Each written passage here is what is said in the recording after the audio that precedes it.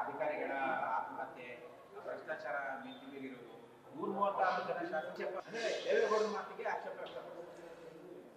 ಮಾನ್ಯ ಮಾಜಿ ಪ್ರಧಾನಮಂತ್ರಿಗಳಾಗಿರ್ತಕ್ಕಂಥ ದೇವೇಗೌಡರು ಯಾವ ವಿಚಾರವನ್ನ ಕಾಂಗ್ರೆಸ್ ಸರ್ಕಾರದ ವಿಚಾರದಲ್ಲಿ ಪ್ರಸ್ತಾಪ ಮಾಡಿದ್ದಾರೋ ಅದು ಸರಿ ಇದೆ. ಮಾನ್ಯ ಮಲ್ಲಿಕಾರ್ಜುನ್ ಖರ್ಗೆ ಅವರು ಅಲ್ಲಿ ಆಕ್ಷೇಪ ಎತ್ತಲಿಕ್ಕೆ ಯಾವುದೇ ಕಾರಣ ಇಲ್ಲ. ಯಾಕೆಂದ್ರೆ ದಲಿತರಿಗೆ ಅನ್ಯಾಯ ಮಾಡಿರ್ತಕ್ಕಂಥ ಕಾಂಗ್ರೆಸ್ ಸರ್ಕಾರದ ವಿರುದ್ಧವಾಗಿ ಮಾನ್ಯ ಖರ್ಗೆಜಿಯವರೇ ಮಾತಾಡಬೇಕಾಗಿತ್ತು.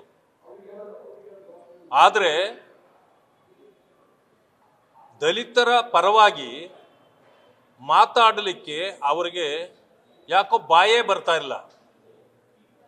ಆದರೆ ದೇವೇಗೌಡರು ದಲಿತ ಸಮುದಾಯಗಳ ಬಗ್ಗೆ ಇವತ್ತು ಇಲ್ಲಿ ಆಗಿರ್ತಕ್ಕಂಥ ಅನ್ಯಾಯವನ್ನ ಸರಿಪಡಿಸಬೇಕು ಅಂತೇಳಿ ಕೇಂದ್ರ ಸರ್ಕಾರದಲ್ಲಿ ಅಥವಾ ರಾಜ್ಯಸಭೆಯಲ್ಲಿ ಅವರು ಸಮಯೋಚಿತವಾಗಿ ಮಾತಾಡಿದ್ದಾರೆ ಅಂತಕ್ಕಂಥದ್ದು ನನ್ನ ಅನಿಸಿಕೆ.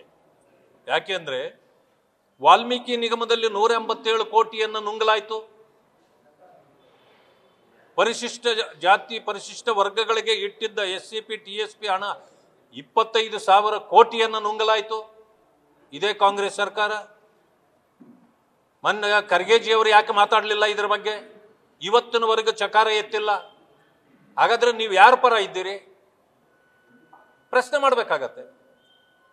ಅದಾದ ನಂತರ ಮಾನ್ಯ ಮುಖ್ಯಮಂತ್ರಿಗಳು ಸದನದಲ್ಲಿ ಒಪ್ಕೊಂಡಿದ್ದಾರೆ 187 ಕೋಟಿ ಅಲ್ಲ ಅಲ್ಲಿ ತಿಂದಿದ್ದು, ಬರೀ 87 ಕೋಟಿ ಅಂತ.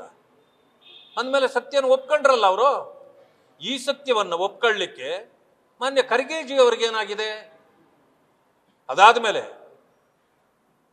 ಅಧಿಕಾರಿಗಳು ತೀರ್ಕೊಂಡು ಹೋಗಿಲ್ವಾ? ಸುಯಿಸೈಡ್ ನೋಟ್ ಬರೆದಿಟ್ಟು ಚಂದ್ರಶೇಖರ್ ಅವರು ತೀರ್ಕೊಂಡು ಹೋದ್ರು. ಇನ್ನೂ ಅನೇಕರು ಇವತ್ತು ಪ್ರಾಣತ್ಯಾಗ ಮಾಡಿದ್ದಾರೆ. ಈ ಸರ್ಕಾರ 50 ಲಕ್ಷ ಕೊಡ್ತೇವೆ, ಮನೆಯವರಿಗೆ ಕೆಲಸ ಕೊಡ್ತೇವೆ ಅಂತೇಳಿ SI ಪರಶುರಾಮ್ ಅವರ ಕೇಸ್ನಲ್ಲಿ ಮಾನ್ಯ ಗೃಹ ಸಚಿವರೇ ಹೇಳಿ ಬಂದ್ರು. ಈಗಾಗಲೇ 8-9 ತಿಂಗಳಾಯ್ತು. ಇಲ್ಲಿವರೆಗೂ ಕೂಡ ಅವರಿಗೆ ಒಂದೇ ಒಂದು ನಯಾ ಪೈಸೆ ಕೊಟ್ಟಿಲ್ಲ.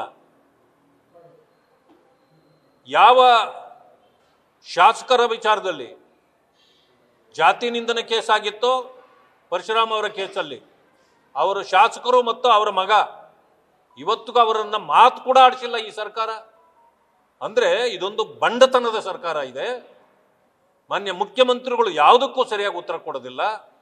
ಪ್ರತಿಯೊಬ್ಬರು ಅವರವರ ಮೂಗ್ನೇರಕ್ಕೆ ಇದು ಮಾಡ್ತಿರ್ತಾರೆ. ಇವತ್ತು ಮುಖ್ಯಮಂತ್ರಿ ನಾನಾಗಬೇಕು ಇದೊಂದು ಬಿಟ್ರೆ ಇಲ್ಲೇನು ನಡೆದಿದೆ?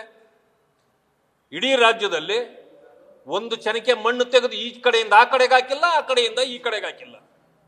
ಡೆವಲಪ್ಮೆಂಟ್ ಅಲ್ಲಿ ಎಲ್ಲಿ ಮಾತಾಡ್ತಾರೆ ಇವರು? ಡೆವಲಪ್ಮೆಂಟ್ ಅನ್ನೋದು ಕೂಡ ಇಲ್ಲಿ ಮರೀಚಿಕೆ ಆಗಿದೆ. ಆ ಕಾರಣದಿಂದ ಮಾನ್ಯ ಮಾಜಿ ಪ್ರಧಾನಮಂತ್ರಿಗಳಾಗಿರ್ತಕ್ಕಂಥ ದೇವೇಗೌಡರು ಎತ್ತಿರ್ತಕ್ಕಂಥ ಪ್ರಶ್ನೆ ಸರಿಯಾಗಿದೆ. ಈ ಕಾಂಗ್ರೆಸ್ ಸರ್ಕಾರಕ್ಕೆ ಸರಿಯಾಗಿ ಮಂಗಳಾರತಿ ಮಾಡಿದ್ದಾರೆ ಅಂತ ನನ್ನ ಅನಿಸಿಕೆ. ಸಚಿವ ಸಂತೋಷ್ ಲಾಡ್ ಅವರು ಧಾರವಾಡದ ಕಾರ್ಯಕ್ರಮದಲ್ಲಿ ಒಂದು ವಿವಾದ ಹಿಂದೂ ಅನ್ನೋ ಪದವನ್ನು ಉಪಯೋಗಿಸಿದೆ. ಅಂದ್ರೆ ಇದೇ ಕಾಂಗ್ರೆಸ್ ಪಕ್ಷ ಅಂತ ಮಾತಾಡಿದ್ರೆ ಕಾಂಗ್ರೆಸ್ ಪಕ್ಷ ಉಗಮಕ್ಕೂ ಮುಂಚೆ ಹಿಂದೂ ಪದನೇ ಇರಲಿಲ್ಲ ಅನ್ನೋ ಒಂದು ಅರ್ಥದಲ್ಲಿ ಹೇಳಿದರು. ನೋಡಿ, ಅವರಿಗೆ ಇತಿಹಾಸದ ಪರಿಚಯ ಕಡಿಮೆ ಅಂತ ನನಗೆ ಈಗ ಅನಿಸ್ತದೆ. ಅವರು ಮಾನ್ಯ ಸಚಿವರು, ಗೌರವದಿಂದ ಹೇಳ್ತೇನೆ, ಇಂತಹ ವಿಚಾರಗಳಿಗೆ ನೀವು ಕೈ ಹಾಕ್ಲಿಕ್ಕೆ ಹೋಗ್ಬೇಡಿ. ಯಾಕೆಂದ್ರೆ ಇತಿಹಾಸ ಗೊತ್ತಿದ್ದವರು ಮಾತ್ರ ಇತಿಹಾಸದ ಬಗ್ಗೆ ಮಾತಾಡಬೇಕು.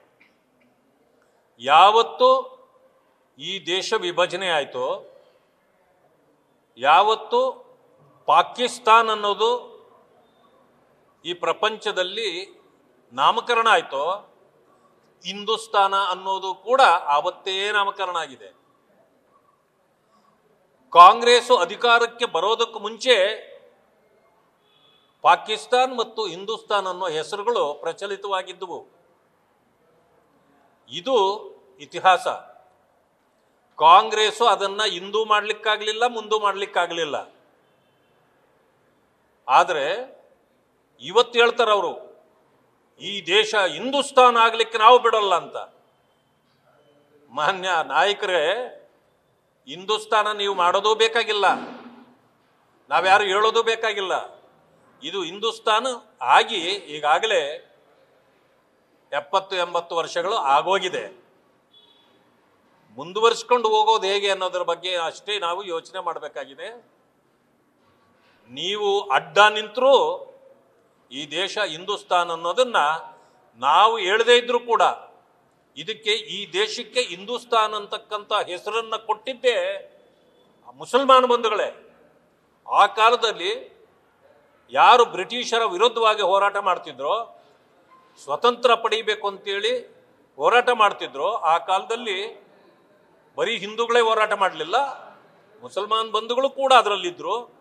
ಅವರು ಅವತ್ತು ದೇಶ ವಿಭಜನೆ ಮಾಡ್ತಕ್ಕಂಥ ಕಾಲದಲ್ಲಿ ಇದು ಹಿಂದೂಸ್ತಾನ, ನಮಗೆ ಪಾಕಿಸ್ತಾನ ಬೇಕು ಅಂತ ಮಾಡಿಕೊಂಡು ಪಾಕಿಸ್ತಾನ ಮಾಡ್ಕೊಂಡು ಹೋದವರೇ ಹೊರತು ಆ ಕಾಲಕ್ಕೇನೆ ಹಿಂದೂಸ್ತಾನ ಅನ್ನೋದು ಪ್ರಚಲಿತವಾಗಿತ್ತು.